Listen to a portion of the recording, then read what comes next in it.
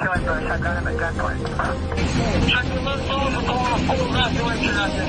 They're pulling them out.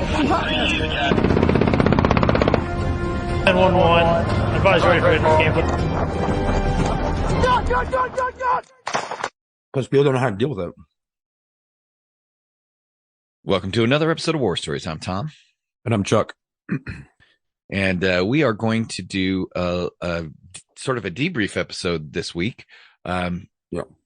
Chuck sent me a video that's in the news, and then also sent me a link to an article that I thought, after the two of us talked, we thought that it would be something that we should discuss, plus an upcoming topic that we want to get your input and feedback on as listeners. So we'll talk about that a little bit at the end and try and get your emails. The first thing we want to talk about, I think, is this article that came out about, with all the defund the police. First of all, everybody knows it's no secret, right?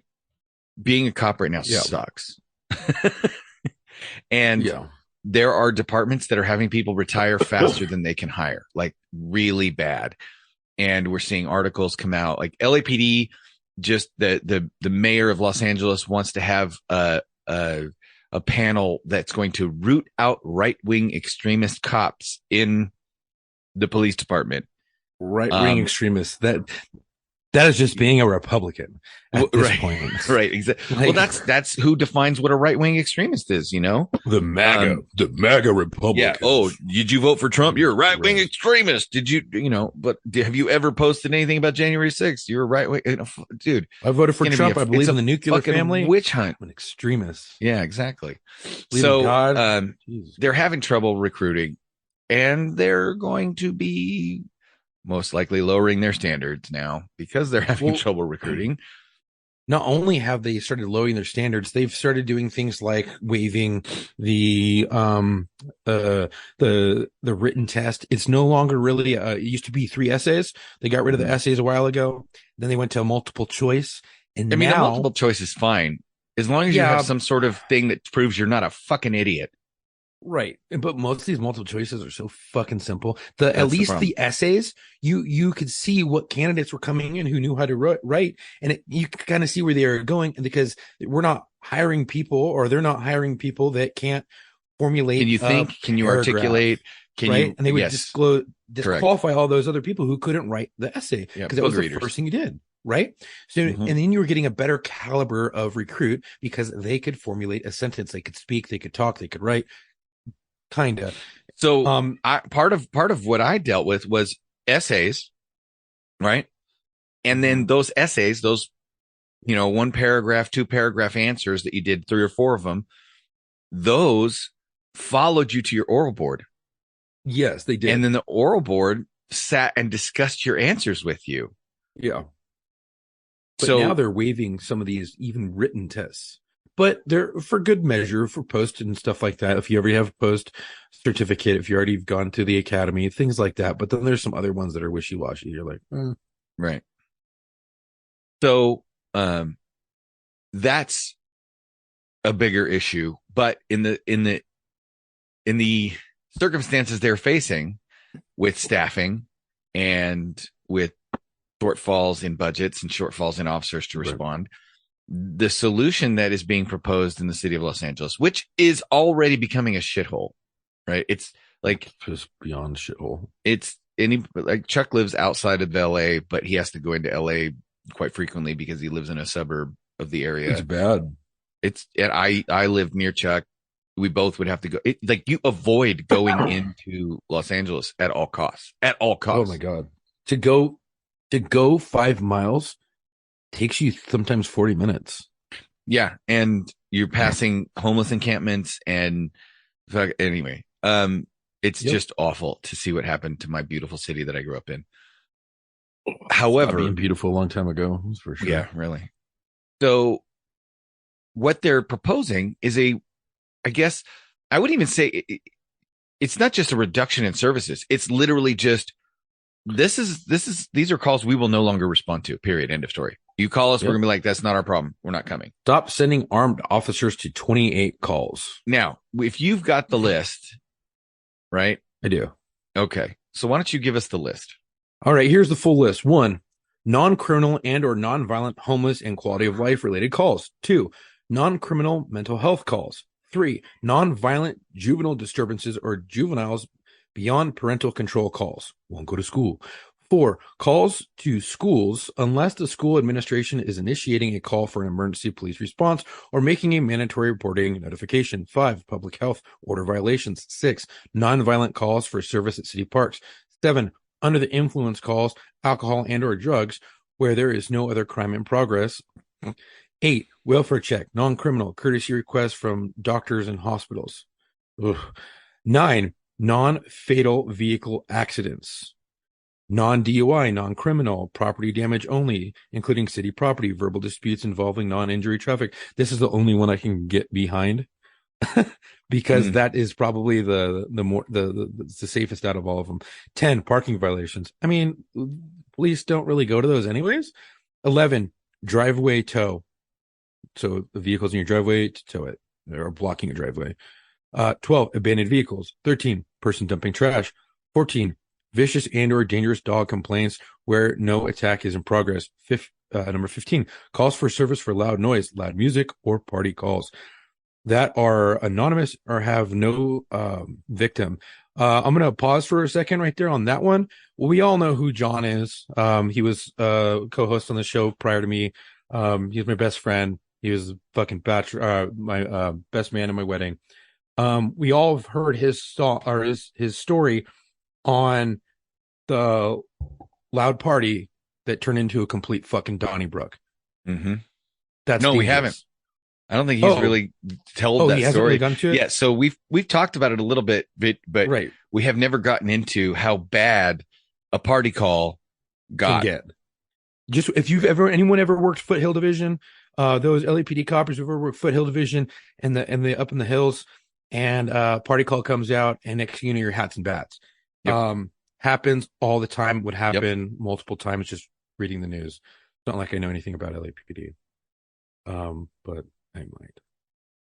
Anyways, landlord-tenant disputes number 16. 17, loitering, trespassing with no indication of danger. 18, code 30, which are alarm calls, except to 11 silent alarms, which are robbery alarms, like at a bank or something like that. 19, syringe disposal. Hold on, time out. You're saying they're not going to go to 211 silence? No, they are going to go to 211 silence. Oh, okay. Yeah. But just regular code 30 alarm calls, they don't want to send police. It could be a fucking burglary in progress, bro. Anyways, 19, syringe disposal. Never went to those anyways. Hey, this is great for private security, dude. If I could open up a private security company in LA, I would make. These can be dangerous. You can get into shootings. Whatever. Need to lead to shootings. Whatever. And then you can be. 20, DOT standby. 21, homeless encampment cleanups unless officers are requested or pre-scheduled. 22, panhandling. Okay. 23, illegal vending. 24, illegal gambling. Okay. 25, fireworks. 26, defecating or urinating in public. Well, it's not like you can really do much anyways. It was a ticket. It's not even indecent exposure if he's not receiving gratification. We'll get there. Because 27, drinking in public. Drunk people don't fight, right? 28, suspicious walking Kirks? while black. Suspicious Cirques. Suspicious Kirks. I don't know. They misspelled it. Suspicious circumstances. Yeah. Yeah. Suspicious circumstances, possibly a dead body where no indication of foul play. Wait, what? Possibly a dead body? They're not going to go to fucking dead bodies. Possibly a dead body. Possible dead body. Dead bodies. I'll read that again. Suspicious circumstances, possible dead body where no indication of foul play. But if you have suspicious circumstances, cops are going to roll, dude. That means if it's suspicious, there needs to be a report. So that might be a typo. Okay, if it's in a nursing home, right? I can see that. Like natural cause, stuff like that. Like you're dying in a hospital. This one fucked up. Yeah, maybe. I really think this one's fucked up. They might have written 28. Okay, so let me oh my God. Let me tag up on that for a second and talk about on the opposite side of the spectrum. This is the headline from March of this year. California City nearly eliminates homeless population with zero tolerance policies. Okay. California City. We've eliminated homeless. California City. One California city. Oh, Cal City, like in the desert. No. Like this is a city in California. I'll get there. This is one city in California. Sorry. California cities have battled a homeless crisis for years while still throwing billions of dollars at the spiraling tragedy. It's not a tragedy to help those who are in dire need of housing. But one city has defied the odds, reporting the lowest homeless population in the state. Coronado Mayor Richard Bailey said there are no vagrants in his. I love the fact that he used vagrants. That is true. No vagrants in his city at all, and described how he has reinforced a no encampment policy while upholding the rule of law. Quote, the policies that are in place at the regional and statewide level that are tolerating this type of behavior that is personally destructive and also destructive to the surrounding communities are enabling this situation to increase throughout the entire state and throughout our entire region. Changing these policies will actually have a major impact. Bailey explained that the city works with the police department and a homeless service provider to give the homeless only one option: get help. Okay. The city of Coronado funds reasonable services to help those struggling to get back on their feet, but noted that the city has a zero tolerance policy for violating muni codes. We make it very clear that we don't tolerate encampments along our sidewalks. We don't tolerate code violations such as being drunk in public or urinating or defecating in public. We just simply don't tolerate these basic code violations. What ends up happening is an individual either chooses to get help or they leave. Unquote. Yeah. Okay. So I was just in Coronado. Okay. And he's right. There are no encampments. There are no transients. There are no vagrants. I mean, I did see like what looked to be a transient. It could have just been a hipster. I don't know, but it's clean as fuck. There are no transients or whatever. I mean, if there's someone sleeping in their car, hey, I didn't see him. I didn't see anything. However, they can just go into San Diego and get pushed there. But I agree with this. I agree wholeheartedly. When you start becoming lax on code violations, like in LA, if broken windows. You get a call, yep, and they have transients that sleep on the sidewalk, right? But as long as someone can walk on that sidewalk and pass them with enough reasonable space to do so, which is about 3 feet, I think, 3 or 4 feet, as long as you can keep the sidewalk clear for about 4 feet, you can be sleeping on the fucking sidewalk with a fucking sleeping bag. Yeah. Nope. And they don't want cops to touch them. That just leads to more problems. I agree. So it's an interesting point that I thought was highlighted in a meme, and I was laughing at the meme, and then as soon as I was done laughing, I went, wait a minute, this brings up a really valid point. So the meme I saw was a picture of, and bear with me, it was a picture of a Muppet and a person hugging, and it said Sesame Street to debut their first homeless Muppet in history, or first Muppet dealing with homelessness in history. And somebody replied back in a screenshot, motherfucker, Oscar the Grouch has been sleeping in a trash can for 30 years. Right? And I thought to myself, that's funny, but it also brings up a valid point, which is there are two kinds of homeless people: the people that want help and don't want to be homeless, and the people who don't want help and just don't give a fuck anymore. Yeah. And you have to be able to separate the two. The junkie asshole who doesn't want to be it. We had a shelter. Okay. I think I've told this before. We had a homeless shelter at a church in our town. And church had a very simple policy. You show up before a certain time, right? There was a window, a couple hours. You register, right? You sign in, whatever. You get breathalyzed, right? And they make sure you're not high. And then you can come in the shelter and you can have a hot meal and you can have a shower and you can hang out with people and you can sleep. And then in the morning, they'll give you coffee and a little bit of breakfast and you can go. Yeah. Hey, right? But the deal was you couldn't be drunk. And once you were in, you couldn't leave. There was no in and out. Right? So there were so many people that were homeless. I'm like, let me take you to the shelter. They're like, no, fuck that. I don't want to go there. I'm like, why? And they're like, well, you have to, follow their stupid ass rules and can't drink. And this, I'm like, yeah, dumb shit. You're homeless. Get a job. Get your life together. Yeah. You don't get to like freaking make your own decisions when you haven't been making good decisions up to this point. Now, if you need somebody's help, you have to accept it on their fucking terms. Yeah. So check this out. And most people are like, oh, well, they're homeless and there's just not enough help for them. Aha, I'm going to bust your fucking bubble right now. So every day I went on patrol, and every day my other partners went on patrol, and we were all told to carry these little laminated cards that have homeless info on them, and we can hand them out to the homeless. So I'd take about 10 a day. I'd throw them in my breast pocket, and I'd go out, and I would come in contact with homeless people all the fucking time. Whenever I was, looking for dope or whatever, I would go in the wash. I would, in the river, I would check, these people out, and I'd walk up to them and I'd offer them help. I'd get calls on them all the time, and I'd always offer them help. Hey, do you want to go and stay in a shelter? I have this card right here. You can call this. You can get a bed, hot meal, whatever. You know what I was told time and time again? No, I don't want to. And I would ask why. And they said, well, because I want to use drugs. Yeah. I don't want to go there. And I'm like, right. But you're pregnant. And she's like, I don't give a fuck. I'm going to have this baby. They're going to take the baby away from me. And I'm going to go back to living on the street. And my family, who has their shit together, and this chick was no nonsense, like straight up front. They'll take care of my kid. They'll take care of my babies.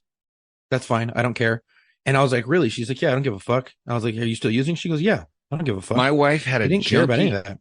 My wife had a junkie relative who straight up, once she got clean in her late 30s, early 40s, once she got clean, she straight up admitted, she goes, oh man, when I was pregnant and I was using, it was the best because when I would panhandle, I'd get so much money for drugs because they were merciful because I was pregnant.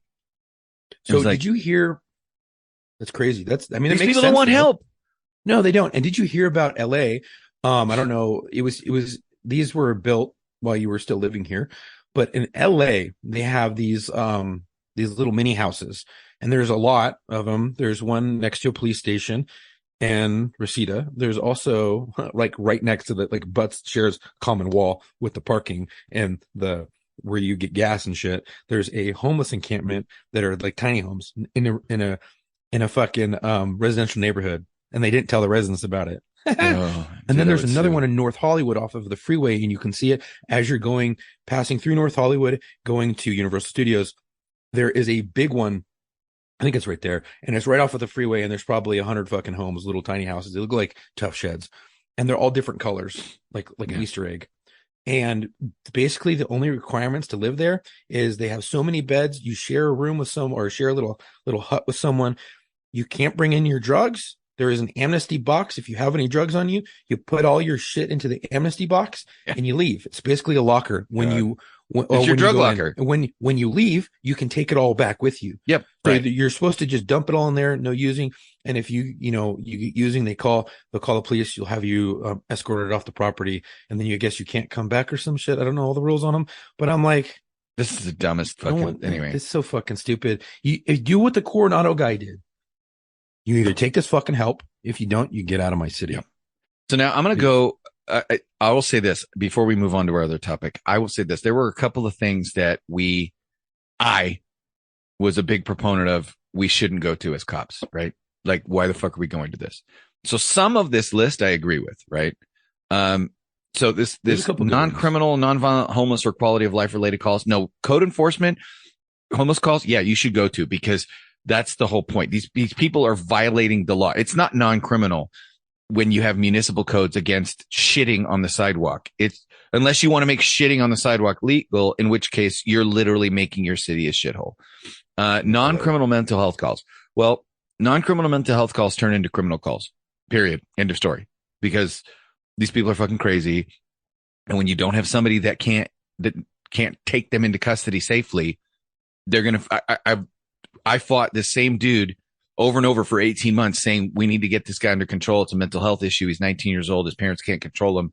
We took him to mental health several times because he was a danger to himself or others. 18 months later, he ends up killing 2 people on Christmas Eve. I had one like that. Yeah.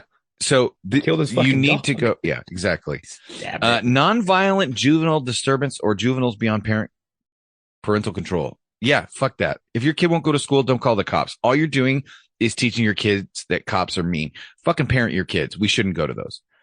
Calls to schools unless the school administration is initiating a call for emergency response or making a mandatory reporting notification. Sure. Correct. Absolutely. If it's not an active shooter, if it's not an emergency, if it's not a fucking mandatory reporting of child abuse, we shouldn't go. You're the fucking principal. You're the fucking teachers. Fucking handle it. Public health order violations. We should absolutely go. These people need to get arrested. Nonviolent calls for service at city parks. Well, what the hell is a nonviolent call for service at a city park? Right? Like, yeah, a lot of these are in nature, a lot of like unknowns, because you're like, oh, well, it doesn't sound it's such violent, a gray area. Yeah. and it's going to lead to something violent. Someone's going to get shot or killed. Exactly. And hurt. Welfare checks, non-criminal, courtesy requested doctors and hospitals. Yeah, somebody else can go check on grandma, right? We don't need to go check on grandma. I do. Under the influence, drugs or alcohol? No, we right. should go. Period. End of story. Yeah. Right. Non-fatal vehicle accidents. Absolutely. 100% behind that 100%. 100%. That is the one that I can get behind. That is it. Well, I'll even say this. Major injury, traffic collisions, or fatalities we should go to. Complaint of pain? No. Anything, it has to be more than a complaint of pain for us to go. Period. End of story. Yeah. Parking violations. Well, if you're LA, you have a parking enforcement bureau. So yeah, correct. Use them. Driveway tows. No, fuck you. Right? Call a tow truck yourself and have them towed out of your own driveway. Yeah. Abandoned vehicles. No, abandoned vehicles could be stolens, right? They could be, 100%. Yeah. So we go to dumping trash. Absolutely. That's a quality of life issue, right? Unless you're okay. If LA is going to come up with a code enforcement division that actually starts to handle these dumping trash calls and all this other shit, great. But here's the thing. If the cops aren't regulating hardcore on criminals, then these people dumping trash are going to be the hardcore criminals, and they're going to challenge code enforcement, and it's going to be a shooting. Here's the thing about those dumping the trash, even because they come out non-coded.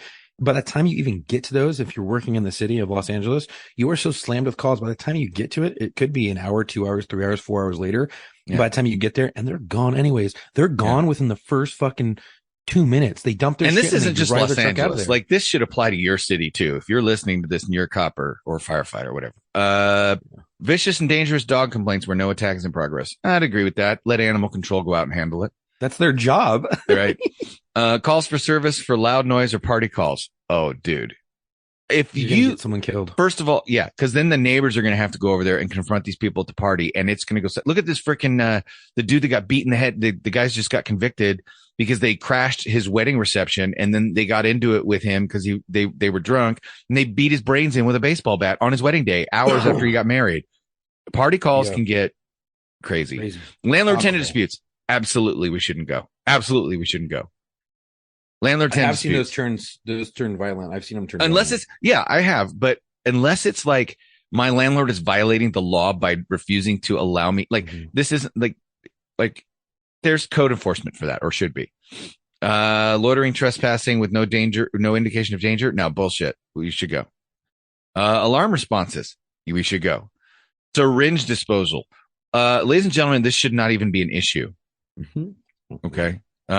You should arrest them for possession of drug paraphernalia or possession of syringe without a prescription.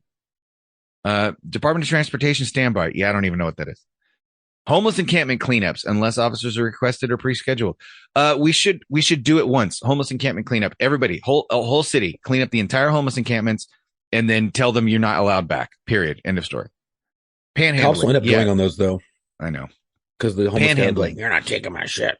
Absolutely, you should go to panhandling. Illegal vending. Absolutely. Illegal gambling. Absolutely. Fireworks shouldn't even be a law. Fuck it. Make fireworks legal again. Make America defecating, urinating in public. Absolutely. Drinking in public. I mean, here's the deal. I don't even think that open container laws should be a thing. I just think you have a public intoxication law. You can drink, just don't be drunk. And if we catch you being drunk, we're gonna take you to jail. That's it. Kind of like drinking. It's very simple. Don't drive. Right. Exactly. You can drink, don't drive. You can drink in public. Don't be drunk in public. Suspicious search, possible dead body where no indication of foul play.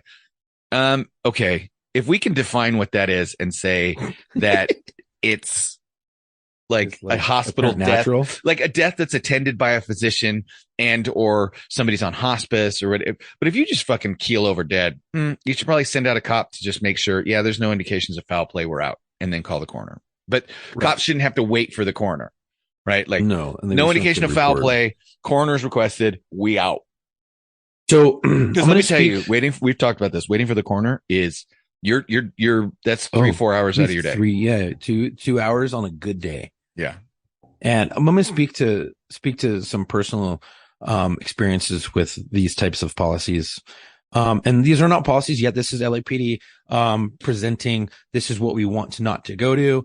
But I don't think most of these will even make it to a policy. Now, I work for an agency, not going to name its name, but tried some of this shit. And like 2 years ago, 3 years ago is when they tried to start it. It's mental health calls. They said, okay, we're not going to respond to mental health calls. They're not violent. Okay, we're going to send out a PET team.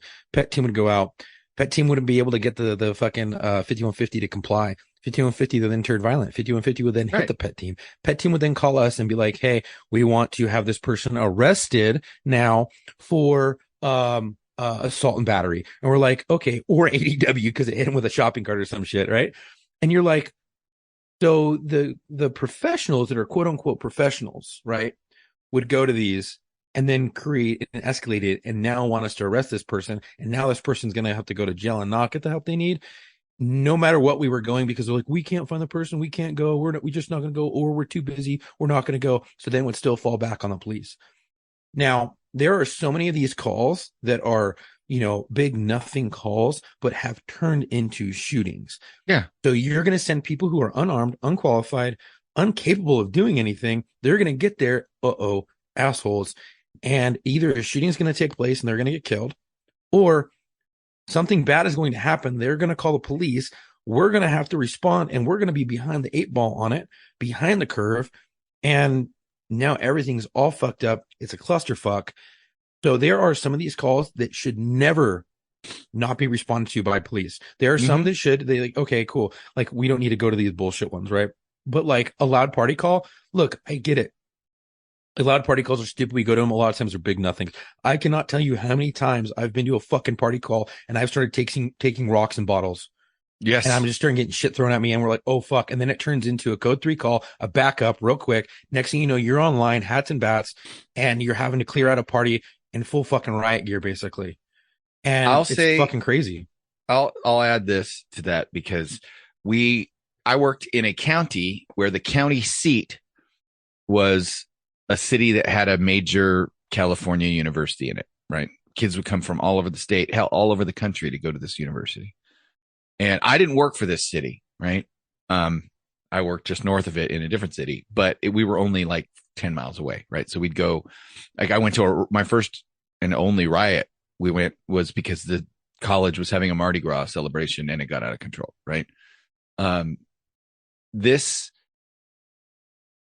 meant that a lot of kids would go to college and their parents would buy them a house, right? The parents would buy a house in town for a couple $100,000, $750,000 or whatever. And then their kids would live in it and they'd rent out the other rooms to other college kids for the 4 years their kids were there.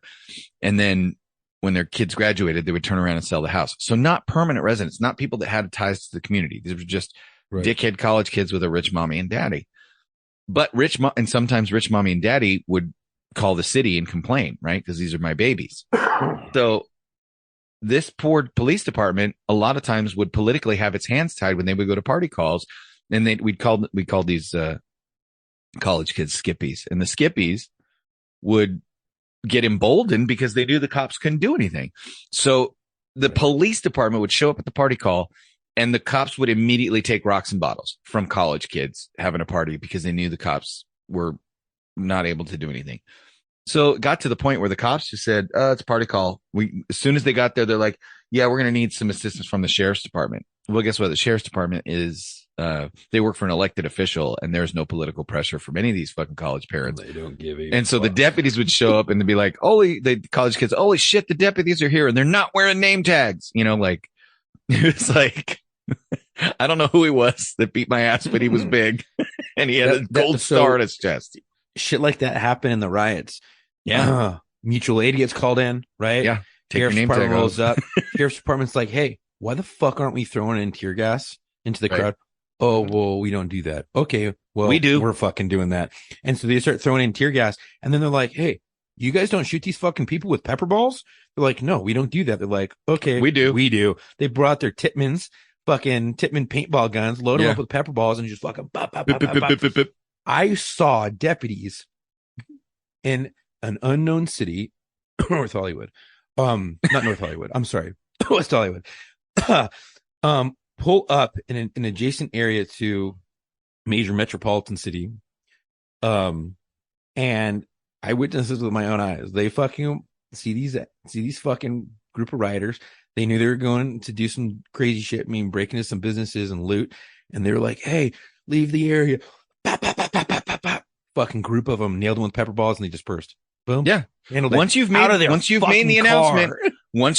announcement, it's freaking all Dude, bets are off. Out of their fucking. They didn't get out of the Working car. a riot was They so just much fun. Fucking just. Okay, Anyway, so we've we got to move concluded on. that this list is ridiculous. Yeah. Most of it. It's going to lead to dangerous situations for people who are incapable of doing this. It can lead to deadly force situations where people are going to get fucking hurt. I think it's a liability. I don't think most of this shit's going to pass.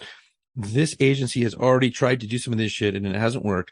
I would be surprised. I mean, it's nothing's going to surprise me at this point, but if it goes through and these things go through, police are going to end up still responding. Shit's going to go sideways. It's going to be a clusterfuck. It'll last for a little bit to appease the libs or liberal woke left media, whatever, and it'll be back to police responding in no time if that's the case. I think this is ridiculous. Yeah. So now let's go on to something. Chuck, you're going to post this video, right? Or did you already? I'm not sure. No, I'll post it. Okay. Orlando, Dateline Orlando. This gentleman, and I use that term loosely. It's ironic and sarcastic. Keith Moses. Let's say this motherfucker shot 5 people. 3 of them died. Okay. It's a homicide suspect. Orlando County Sheriff releases body camera footage of them arresting him after his deadly shooting spree. One of the victims was a local TV news reporter, and the other was a 9-year-old girl. Okay. They don't even know if he has a motive, but he is a known gang member, but they don't believe it's gang related, right? They show up to arrest him. Watch the body camera footage, because this is where we're headed, folks. This is when you don't allow cops to do their job, and when you embolden the criminal, pander to the crooks, right? And you allow these false narratives, like I can't breathe. Not George Floyd, the other one, Michael Brown, I think. When you hands up, don't shoot. When you allow these false narratives to pervade society, you get the boy who cried wolf syndrome. And now we have Mr. Keith Moses. Mr. Moses was being arrested for murder. He's on a killing spree. Cops get out and arrest him. Watch the body camera video. He is the toughest guy on the planet, toughest 19-year-old I've ever seen, until the cops show up, which is like most 19-year-olds. And quick short story. I'll tell this because nobody can get me in trouble for it anymore. I arrested a kid. He was 18 years old. He was drunk. He was in my holding cell while I got all his paperwork ready to take him to county. And he was handcuffed to the bench like you're supposed to, got the eye bolt in the wall. I'm filling out my paperwork and he's running his mouth. Fuck you, this, that, and the other thing. If you weren't, and he finally says, if you weren't behind that glass, I'd kick your ass. Oh, okay. So I took my belt off. I walked out from behind the glass and I unhandcuffed him from the bench. And he looked at me and I looked at him and I just stood there and waited. And then when he didn't say anything for about 30 seconds, I said, well, kick my ass. And he immediately dropped down to his knees and was like, oh, I'm sorry, man. I'm just drunk. I don't know what I'm saying. This, that, and the other thing, blah, blah, blah, blah. And then we handcuffed him to the bench and I started filling out his paperwork again. And I heard my partner lean over and say to him, it's a good thing you apologize, because he was going to kick the shit out of you. And here's the deal, right? All I did was walk out from behind the glass. Should I have? No. Did I? Yes. But it's sending a message. Hey, listen, tough guy, You can run your mouth up to a point, but at some point it's put up or shut up. Well, this guy ran his mouth and went on a crime spree. And then when the cops came to arrest him and he was faced with actual tough guys, he went down to the ground and started to cry like a woman, to the point where the cops were like, "Oh, dude, I think we're actually killing him." He's screaming, "Help, they're killing me. Help, help, help, help me. Let me go, please." I can't breathe. And then he starts with the "I can't breathe" shit. And he was fine. This kid didn't even get an ass whooping that he righteously deserved. No, he didn't listen. You see the coppers come up to him. Get the fuck on the ground. Get the fuck on the ground. He doesn't listen. And they give him a split second to make the fucking decision. Yeah. But here's the thing. Time, if you give a suspect too much time, they can do something very dangerous. So they give him. And by the time they contacted him, they were already out of room. They were within 15 feet. By the time the body camera, you see the guy jumping out of the car, he's right on the suspect. Oh, right. Like at the last second, right in front of him. You have no time. So 2 guys with guns throw him to the ground. He didn't get on the ground. They have to close the distance, throw him to the ground. It wasn't even that hard. Like, no. I wouldn't seriously even say thrown. I would say guided to the fucking ground, because they really guided him to the ground with some force. They yanked. They didn't yeet him. They yanked. They just like, get down. Sit down, son. I've seen fucking Pee-wee football tackles that are harder. Right? I grab my son and put him to like take a seat. I wrestle with my kid harder than that. Right. Exactly. Right. So they do that, and they gain control of the suspect. They have great officer presentation. They have good command presence. Right. They're controlling the situation and not giving the suspect time to think, pull a gun, or fight, which is good, because, as we're going to find out in the story, what could have happened. Go ahead. So after they take him to the ground and they handcuff him, he's I can't breathe. I can't breathe. Well, what they're doing is they're handcuffing him. An officer basically pins his head between his legs, and the other officers straddling him in rear mount, right? Not compressing his chest or anything. His chest is completely clear. They start searching him, because you cannot handcuff a suspect and stand him up right away. Or you have to clear his waistband. You need to clear his pockets and everything. You search them as much as you can while they're under control. Right. Because if there's a knife or a gun, and they can still pull it handcuffed, and they find a fucking gun in his pants. They have to cut it out, because when he took him to the ground, it jostled a little bit, and it was wedged in, the way it was wedged, they couldn't just reach their hand inside of his pants. Right. It had become wrapped around the fabric and stuff like that. They cut his pants, pulled out the fucking gun. Believe the gun was the gun that was used in the shooting. Yeah. And this is, again, at 15 feet, you don't give that guy a half a second to pull that gun and try to kill cops, because he will, right? Because it's probably right in his waistband. He probably could grab it easy. So they took him to the ground with and then this guy who's a homicide suspect who has a gun is crying like a baby. There used to be a day when the guys in jail will call you a little bitch and lump you up when they heard that you went and got arrested like that. Now we're breeding this whole new class of criminal. They're like, there's no like code on the street anymore. Where it's like, man, when I got taken into custody, I fought the cops. I took my lumps. I went to jail and took it like a man. No, they just cry like bitches. So you remember, you were still in California when this happened. It was Prop 47, Prop 57, right? When they declassified a bunch of violent crimes as nonviolent, shooting at the cops unless it was with a machine gun as like a nonviolent fucking crime or some crazy shit. So basically what we heard from the sheriff's department is it was a police-wide safety alert for criminals. They said, hey, just be advised, we got this on chatter in the jails that everyone's gonna be strapped up, and they are going to fight it out with cops. And if they have to shoot it out with cops, they don't give a fuck, because they know if they don't kill you, or if it's not fucking crazy, they're gonna get a slap on the wrist and they're gonna get out. So they said, fuck it, we're gonna fight, we're gonna be strapped, because now it's basically a slap on the wrist if we get caught with a gun. So we're just going to fucking fight it out and try to get away. And we're like, holy shit. And this came from the sheriff's department. And we're like, oh, fuck. Like, this is getting serious. Like, the state of California fucked us with these propositions that passed, because it declassified a lot of things. It's not just this dope and making it a misdemeanor from a felony, but a lot of things that were violent in nature by their definition in the penal code system. They made them non-violent, especially in prisons, to get released early. So now you have an influx of assholes getting released early from prison, for violent offenses that are now classified as nonviolent. And now you have an emboldened criminal on the street who knows he's just going to get a slap on the wrist. So fuck it. Why not make it fucking worth it? And he's probably still going to get a slap on the wrist. So it emboldens them even more, which it makes it inherently dangerous for those coppers on the fucking streets to be able to go home to their kids again. It makes it very dangerous for them. Mm-hmm. So you have this fucking emboldened criminal now across the country, and you see things where they're, fuck you, I don't want to, no, I'm not going to listen to you. They don't get on the ground. And guess what? You see shit like this, people getting thrown to the fucking ground. However, I think that's a great tactic. It's good because you don't want to give someone a murder suspect time.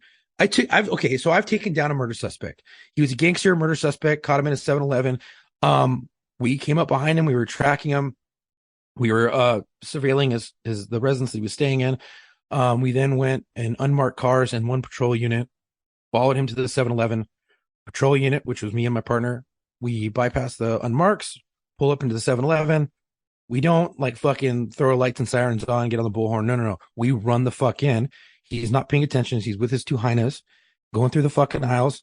We come up through the aisles, guns drawn, get the fuck on the ground. And as we're saying it, we take this asshole to the ground and handcuff him because he has already shot and killed one person. If we continue on and not take him into custody, he's going to do it again. So you have a violent felony suspect, criminal. We take him to the ground. We identify ourselves and immediately take him to the fucking ground because we don't want to give him time to pull a gun. Luckily, he wasn't carrying a strap on him right then and there. We don't know that. He's already killed one fucking person. We have no idea what's in his pants. We don't have take shit. Everybody's armed until they're not. Man. Yeah. Right. So we take him down, handcuff him up. Guess what? Took him into custody without any fucking incident. He wasn't hurt. He wasn't bruised up. He just went to the fucking ground. We guided him to the ground. And that's exactly what these officers did. They didn't give this asshole any time. The only reason why it doesn't, it's fucking, you're like, oh, that's kind of weird. It's because the dude's screaming like a little bitch. Right. Which is the cried wolf syndrome, which is now people are going to look and video and be like, oh, this poor man. No. You know what? It's time for society to start assuming that when the cops are whooping your ass and arresting you, they probably have a good reason. Most of the time we're doing it right. Leave us the fuck alone or we're going to just all quit, which is what's happening. Yeah. There's a mass exodus for sure. Yeah, of coppers. And I would say this right now is the most dangerous time to be a law enforcement officer in the U.S. than probably there ever was. I would say the only time it was probably more dangerous was in the Old West in the 1870s. Yeah. Oh, yeah. That was that's probably the only time that it was more dangerous. Yeah. And if an asshole wasn't going to kill you, fucking cholera or fucking dysentery or fucking whatever would.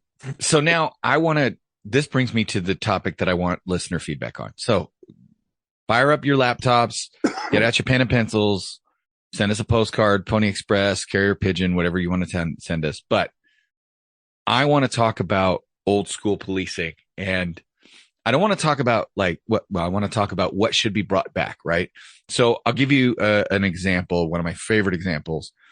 Back in the day, there's a movie called LA Confidential. If you want to see this, dramatized on screen, but back in the day, true story, there's a reason why Chicago had an Italian mob and New York had an Italian mob and Miami had an Italian mob and Los Angeles never really had an Italian mob. The mafia was never really a problem. Now the Russian mob later on, Mexican mafia later on, sure, but there's a reason why when everybody else was having problems with the Italian mafia, LA didn't. Okay, and it's very simple. The chief at the time, who was a fucking hard charger, said, we will not tolerate the mafia in our city. So here's what we're going to do. Yeah. They took the biggest, brutest cops, like big, just brute. They formed a brute squad, basically, to quote Princess Bride. They put them in suits. And when they had intel that somebody was coming in on the train or the plane from somewhere else, when a mobster was coming into town, they would go meet them at the train station or at the airport. Oh, yeah. They would then say, hi, come with us. What? You're coming with us. And they would essentially kidnap him, throw him in a car, right? Detain him, take him to a motel and beat him for 24 hours. Right. And all the while tell him this Los Angeles is no place for you and the mob. Then they would take him back to the airport or to the train station, put him back on a plane or a train to wherever he came from, and tell him, go back to your bosses and tell them LA is ours, not yours. True story. LAPD really used to do that. Now, I'm not saying we need to go back to that necessarily. Although I mean, there's a big part of me that doesn't really have a problem with it now that I'm retired and I can be honest. I'm not saying we need to go back to that, but I think we do need to discuss a return to the days of a little bit of, you know, the mentality of if the police had to chase you, they were bringing an ass whooping with them. And if you ran or if you fought, you were going to lose, and you were going to lose hard, and you didn't get to bitch about it. You didn't get to sue about it. Now, do we have excessive force issues? Absolutely. But that's asshole cops, right? We can address asshole cops separately.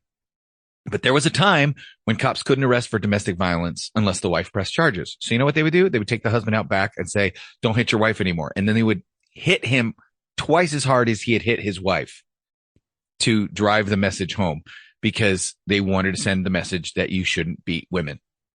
Okay.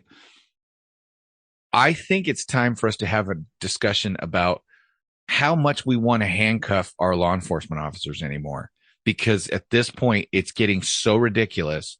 I'm not saying we're going to beat confessions out of people or kidnap people and take them to motels, but I am saying we need to talk about some of the practices and some of the, I guess, pussification of law enforcement that's going on, and the society that is saying cops are evil and bad guys deserve love and sweet kindness. ACAB. Yeah, ACAB. Exactly. So I would love to hear, like, if you're an old school copper, if you know old school coppers, if your dad was a cop and he's got some great stories that you heard, or your mom. I mean, at this point, we've had some, we've known some pretty old school. Yeah, exactly. Well, the sap. God damn it. God. I fought for that to get brought back in my agency. I did, but whatever. Bring back it's a very effective weapons platform. Anyway, so we should talk about what needs to be brought back. What needs to make its triumphant return to policing, because right now criminals are just becoming emboldened. And it may just be as simple as, hey, let the cops do their fucking jobs without questioning their motives every time. And, you know, bring back the tougher stances on crime. Yeah. And bring back tougher stances on crime, and bring back tougher standards in training, like stress academies, and bring back higher, better hiring practices, and make it easier for cops to do their job and feel appreciated again. You know, the fucking thing I don't like is the non-stress academy, where it's more of like a college atmosphere with a little bit of yelling. It's so I went through one of those. It's terrible.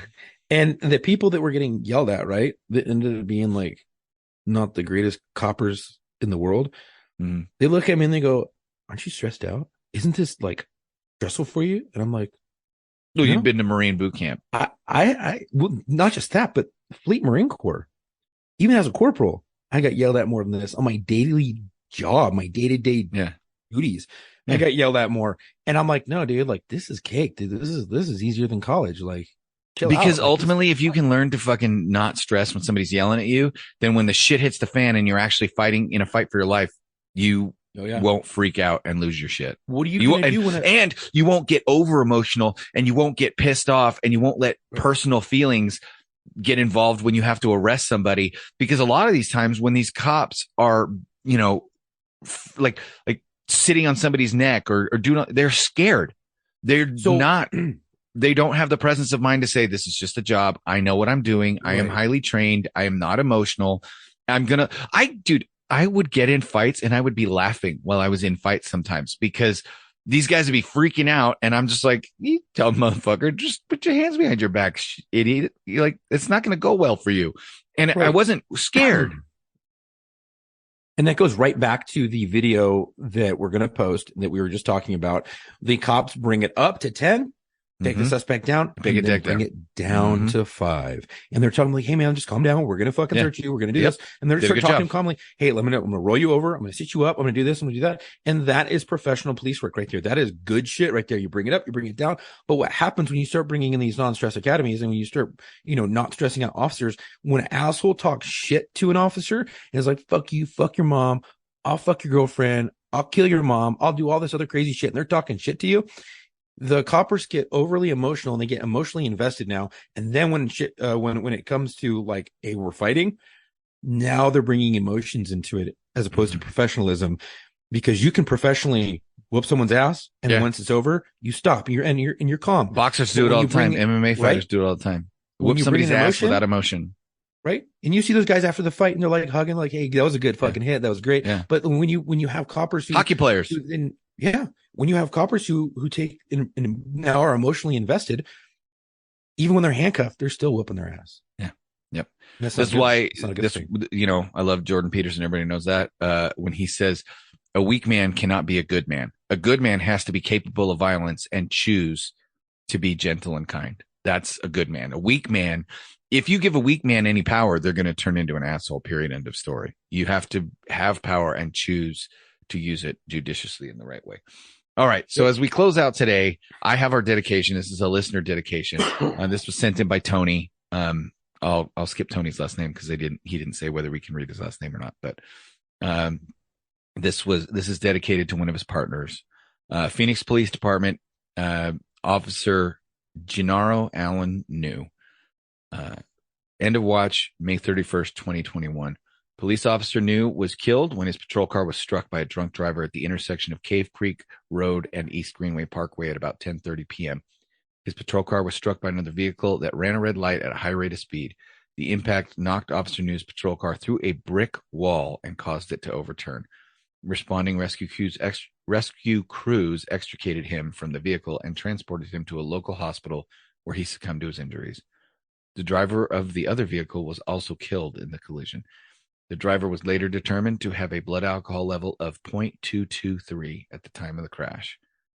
Officer New had served the Phoenix Police Department for 2 years and was assigned to the Black Mountain Precinct. He is survived by his wife, mother, brother, and grandmother. I mean, drunk fucking drivers, dude. Just don't do it. So, anyway, rest easy, brother. We got it from here. And Tony, thank you for bringing Officer New to our attention so we could dedicate this episode to him. Chuck, what do you have as we end this episode? Where can you?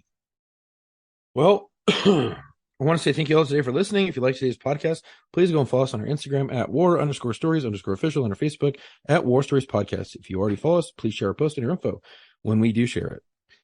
You can also go to the link in our bio on Instagram and Facebook to reach all of our socials, our media, and our website. Our podcast is on all major podcast streaming platforms as well as on YouTube. If you want to support us, please go to our website at www.warstoriesofficial.com and grab some gear. If you want to be featured on our show and think you have a story or you want to share your story, please go to booking.warstories@gmail.com. Again, that is booking.warstories@gmail.com and send me your story and I can get you booked. We are looking for law enforcement, corrections, dispatchers, fire medics, and veterans, as well as emergency staff in the ER. That'd be great. Yeah. We don't hear too many for those nurses and doctors. If you have a friend who you think would be a great fit, let them know about us and give them our booking email. Again, thank you for the support and stay safe. So we also have some fun stuff coming up. We have a series coming up. We haven't done a series in a little while. We have a series coming up, but also we have our 200th episode coming up and we want to do something fun. So I'm going to get the band back together. We've had some people asking for Elliot and we've had John back on. So we're going to have the four of us, maybe one or two more surprise return people if we can get them. But what I thought we would have our listeners do is send us in an email. Just shoot us a quick email at mailbag.warstories@gmail.com. Tell us what your favorite moment from the show is, what your favorite story, what your favorite, guest was, whatever your favorite things. Because we want to go through those as a group and say, oh, do you remember this one? Do you remember this one? Do you remember? We're going to talk about our favorites. We're just kind of do a review of our 200 episodes. And we look forward to hearing from you guys what your favorite episodes have been. So, if you were a guest, you can pick your own episode, but I'm sure your own favorite. If you're like me, your own story is not your favorite. So, anyway, I wanted to thank everybody for listening. And until our next episode, come home with your shield or honor.